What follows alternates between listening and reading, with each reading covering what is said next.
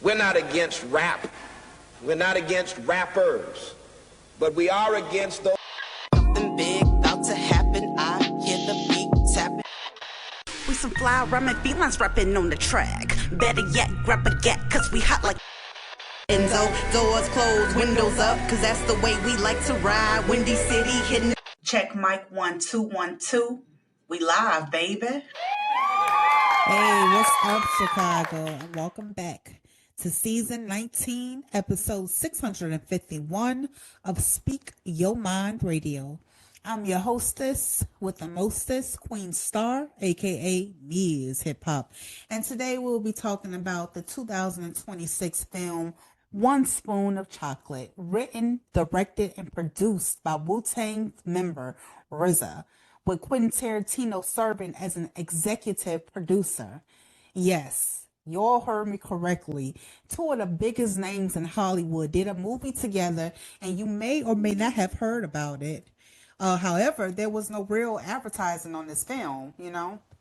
RZA used a do-it-yourself independent model to make One Spoon of Chocolate, taking total ownership of the financing, creation, and theatrical release.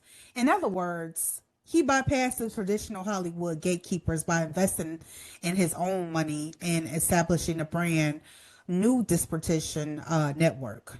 So if you want something done right, you do it yourself. And RZA put his own money into financing this project altogether, which is totally beautiful. He kept his circle very small and trusted producing the film alongside his wife, brother, to shield the project from outside studio interference. So by passing major studios to guarantee the film hit theaters exactly as intended, RZA launched his own label, 36 Cinema Distribution. Speaking of which, the film was in theaters in May of 2026. That's this year. Before its wider theatrical run, the film had its world premiere at the Tribeca Festival on June 8th, 2025, because RZA distributed the film independently through his own 36 Cinema Distribution label, as I stated earlier, and it had curated limited theatrical rollout. So, which is why you didn't see much advertising, but the film is now moved to streaming platforms such as Amazon Prime to buy or rent in HD for $10. So, y'all, accidentally came across this film like 2 days ago. And when I saw the name involved in the trailer, I was on board. Now, the main cast of One Spoon of Chocolate features a mix of established actors, rising stars, and a few notable cameos. So Shamik Moore as Randy, aka Unique Johnson, who is the film's primary protagonist, an ex-military convict attempting to rebuild his life in a small town. Paris Jackson as Darla, which is Michael Jackson's daughter. She was the female lead who becomes central to Unique's journey as love and danger intersects. Now, R.J. Seiler as Ramsey Johnson, a key supporting lead alongside Moore and Jackson. They also had actors like Blair Underwood as Officer Beam and Janelle Young as Dap.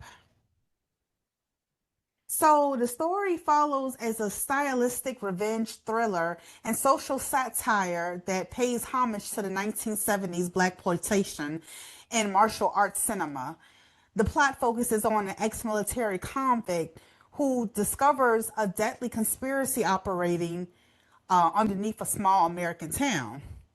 The story is about Unique, a veteran who recently was released from prison after serving 2 years seeking a completely fresh start. So he moves to the fictional sleepy town of, guess what, Karensville, Ohio.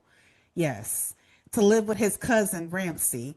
Now, Unique tries his best to keep his head down and stay out of trouble and build a new life.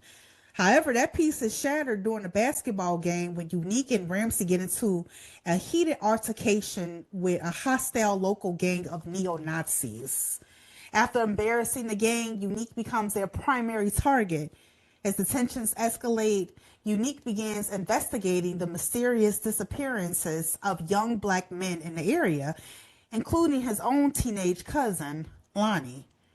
Unique discovers a horrific, sinister plot twist about the local white supremacist gang. And the reason, y'all, will leave you absolutely speechless and also remind you of an ongoing national news coverage about Nolan Wells, a black 18-year-old teen who disappeared during the 4th of July about when he was on a boating trip with a group of his so-called white friends to an island off the Gulf Coast in Mississippi.